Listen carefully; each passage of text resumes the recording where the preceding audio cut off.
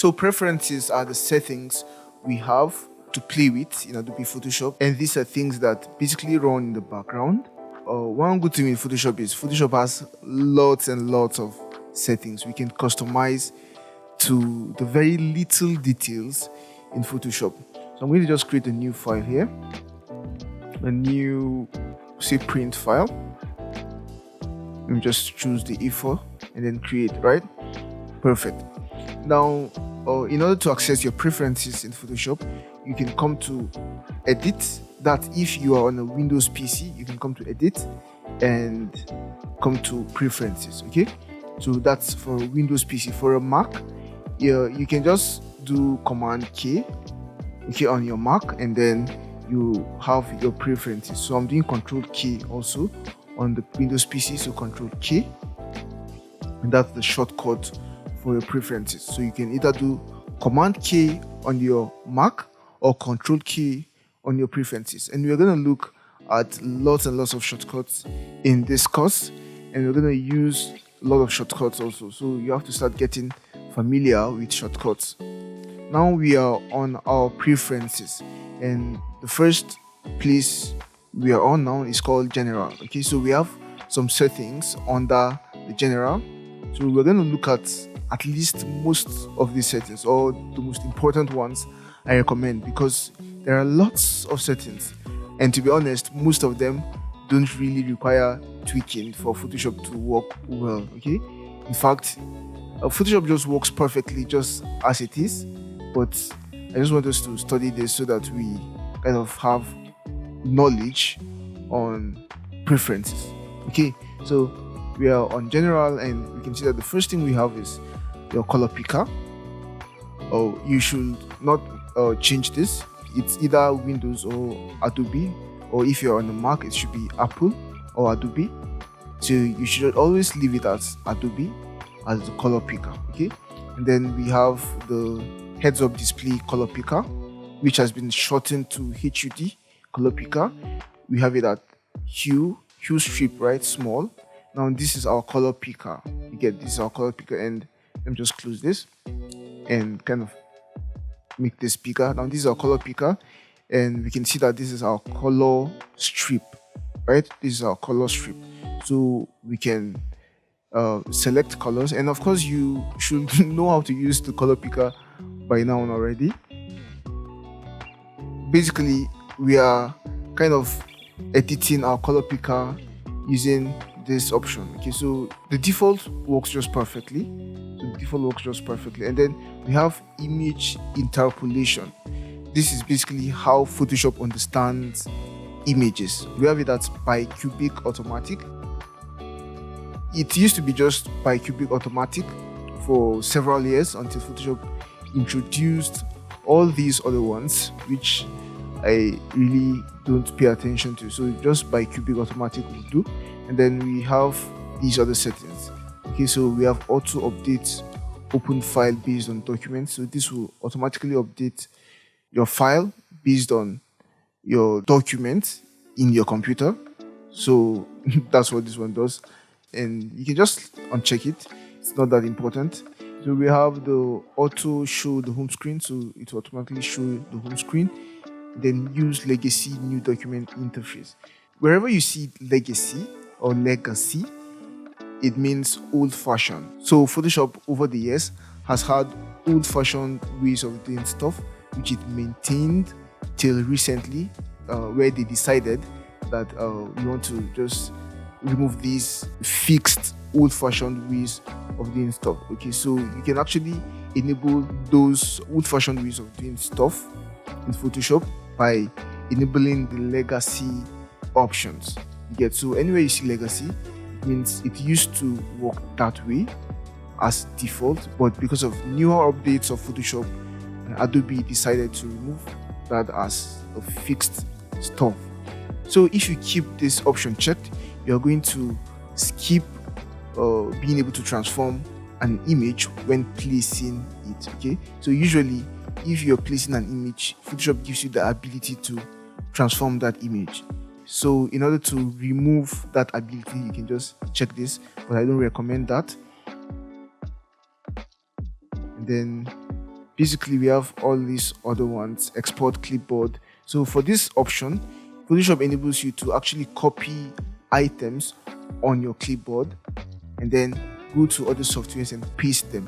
Your clipboard is basically a part of your memory where Photoshop can store things. You get, so you can say, for example, copy an image from Photoshop and then move to Illustrator and then paste it with this option on.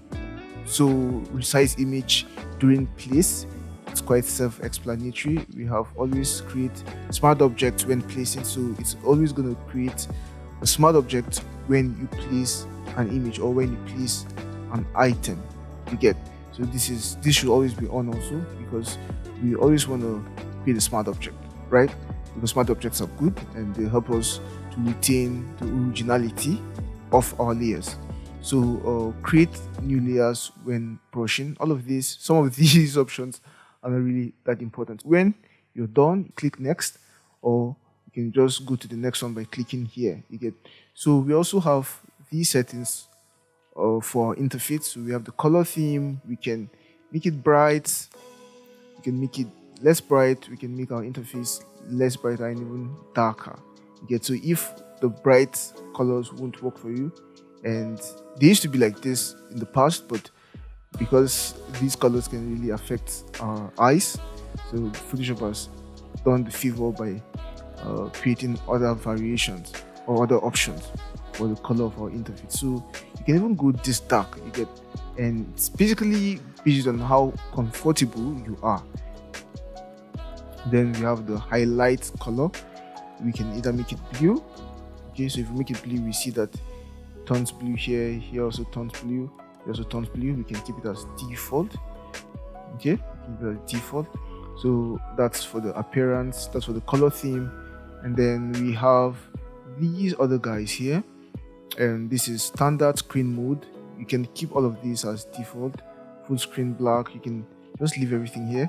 And for borders, so using drop shadows in places like this can tax your system to a certain degree, okay? Because it's way easier and less tasking on your system if you just use lines to display your borders. So let's use lines and use lines also here. And basically same with this one. So we can always use lines to display our borders. It's gonna be less tasking on our computer. You have some of these other settings: presentation, UI language, English, UI font size. We can see that mine is set at small. Right now we can make it very tiny, and then the sizes of our UI, of our fonts on our user interface will be tiny. So we can use large if we want, and so on and so forth. I'm just going to leave it at small, and we can actually scale UI to font. Some of these settings, to be honest, I never changed them. Okay, so we also have the workspace. We have these options here. We have auto collapse, iconic panels. You want to keep this guy off because Photoshop will automatically collapse your panels. You get, and you don't want that. And you have auto show hidden panels. So why would you show hidden panels if they are hidden? So you also want to uncheck this, and then we have open documents as tabs. It's going to open our documents as tabs, and it's on. You can leave this checked, and then we have enable floating documents Windows docking. You can enable that. And basically that's it for the workspace settings. We go to the next one, to the tools. So for the first option here, we have show tool tips. Now tool tips are the tips we get when we select our tool or hover on our tool, right? So let's come here and just display these other tools by clicking and holding and just hover on this tool. We usually get tips. Okay, sometimes they appear, sometimes they don't appear.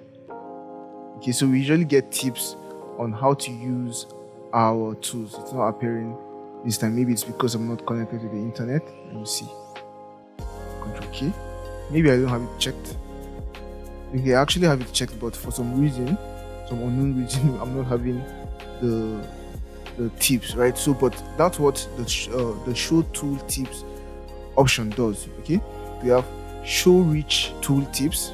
And all of these are options that give us tips on how to use certain options or how to use our tools in Adobe Photoshop. Okay, and we have over scroll, we have enable flickering panel. Some of these are very unnecessary really.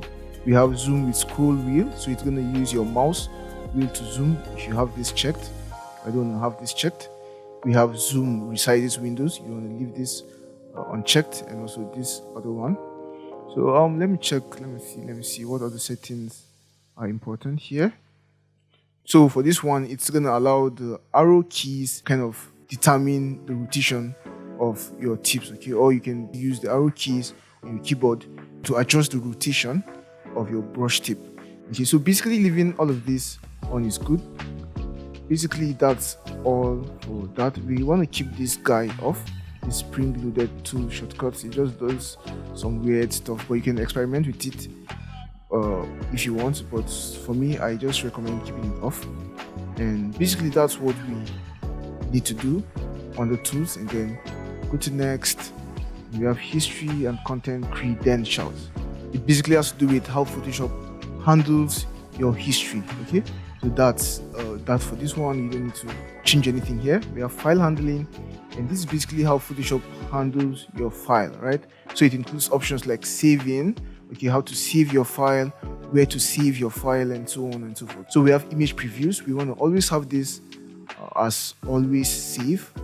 Okay, so this option will kind of allow you to choose where to save your file. So I recommend always saving on your computer so that you have the most control over your file. Okay, but if you're having space issues, you can always save in your Creative Cloud. And we have enable legacy save. So like I said before, whenever you see legacy, it means there has been an old way of doing stuff. There used to be a way to save your files in Photoshop where when you come to file and then hit save as, you get lots of files types which you can save your image as. Okay, so Adobe actually removed this feature, okay, these multiple files with recent updates to the software. So you can enable these files by just clicking on enable legacy save as. Okay, so you want to always keep this on also. And basically these are the settings I recommend for the file handling. So we can go to next and go to export. So we have the quick export, and you can actually choose the format which you want to use for quick export. So it means if you come here and say, for example, go to export, let's say I hit OK, and then come to file and export, and then quick export, we see that I can do quick export as PNG. You get, but if I choose to change the format to maybe JPEG, I'll now be able to do quick export as JPEG, not PNG. You get, so that's the quick export option here. And then we have other options which you can go ahead and look for yourself, and I won't worry about the others. Now we have performance, and on the performance we looked at these settings actually from the previous video. So that's where we learned how to speed up Photoshop. So that's it for the performance. And then we have image processing. You didn't really need to change anything on the image processing. It's Photoshop doing its thing. And we have the scratch disks. Now these are the disks you have on your computer. So you can give Photoshop the ability to run on these disks, right? So it can run and then save files on these disks by simply checking them. So if you have multiple disks, you can just check all of them. It's going to help Photoshop run better. And we have the cursors, and now these are the cursors you use when painting. Okay, so when using your pen tool or using your eyedropper tool, you use cursors. So you can basically edit the way your cursors appear using these options. So for example, you can use the standard, which will give you this, that's under painting cursors, right? You can use the standard, which will give you this brush icon to paint with. So let's say we choose the standard and hit OK, and just hit B for brush. You can see that this is what we get, right? This is what we get. So let's just right click and increase the size, and we can see that no matter how big your brush size is, you just get this brush icon. So the size of the brush icon does not increase. So that's one downside to this standard brush icon. So let's go back to cursors, and when you use precise, you're going to have this crosshair icon. You get it? So this also has its downside, but if you use the normal brush tip, you're going to have just this, and it's going to adjust according to the size of your brush. You get, so we can see with the big size brush we have the big size cursor, with the smaller size brush we have the smaller size cursor.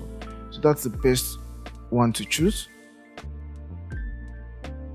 We also have some other options here, which include show crosshair in brush tip. So you can actually show the crosshair within the brush tip, but you don't need that. You can show crosshair only while painting. So it's going to show the crosshair while you're painting. And we have this one which they call the leash, the brush leash. So if we have this one checked, just see what it does. So as you paint, let me increase the size, and as you paint, you see this magenta colored straight line following our strokes, right? Our brush strokes. So that's basically the leash. You can have it unchecked. And also for the other cursors, we have the standard, we have the precise. So just choose the one you feel most comfortable with. And we have the transparency and gamut. Now this enables us edit the way we want to see transparency in Photoshop. So for example, we have the grid color. So we have the light and we have the medium. Now you can see the preview here. We have the dark. You get. We can choose none, and it's just going to give us a white color. And that's not really good, because sometimes we paint white colors, right? We paint white colors and we can have white backgrounds also, or white shapes. So that doesn't really illustrate transparency well, in my opinion. So we can always keep it as small or medium size, and then light or medium or dark, whichever one works best for you. And units and rulers, these are of course the units that Photoshop uses to display measurements for us. So on the rulers, we can have it as inches, but if you are most comfortable with pixels, fine, you can have it as pixels. And then for the type, we have points, pixels, millimeters, and so on and so forth. So for column size, we have this, and for gutter size, we have this. We also have some other options here, like print resolution. So you can actually increase the print resolution. And we have screen resolution. So for print resolution, you always want your print resolution to be higher. So in case you are working and you intend to print that work, you should have higher resolution, okay? But for screen resolution, you don't really need a very high resolution for your screen, okay? So 72 will work just perfect as the default. Okay, and basically these are the settings under units and rulers which you should look at. And then we have guides, grids, and slices. So for guides, we have the canvas, and we can choose the color of our guides okay, on our canvas. So we can choose a color. We can even choose the line type. We can make it a solid line or a dashed line. Okay, that's for guides. So guides basically help us or guide us in placement of things or elements when doing design. Okay, so we can use guides to basically align things properly and place them properly. Guides are actually important. For grids, we also have the colors for grids if we want to work with grids. So we have the custom, and you can choose any of the color if you want. You can see that this is the custom color, right? Alright, the custom color is whatever color you choose, basically. So that's it for grids. And for slices, this works with websites, but we're not going to be working with websites, so we don't really care about slices. And for parts, this is the outline we get on our parts. Okay, so on our shapes and on our parts, basically this is the outline you get, and this is how thick the outline gets. This is the color, of course, and also for controls, so control color. And yeah, basically that's it for the guides and grids and slides. And this video is getting too long, so I'm just gonna rush the remaining things. Okay, remaining options. And basically we then have the plugins. So for plugins, you want to always have this show all filter gallery groups and names. So you want to always have this enabled, because if you don't have this enabled, some of your filters are going to be missing. Okay, so Photoshop is going to just remove some filters that it thinks are not really important, you get. So you always have to keep this on, and this has to do with your type. And I don't recommend changing anything here. So also with this and with this. For this product improvement, it basically allows you to choose if you want to participate in the product improvement exercise of Adobe.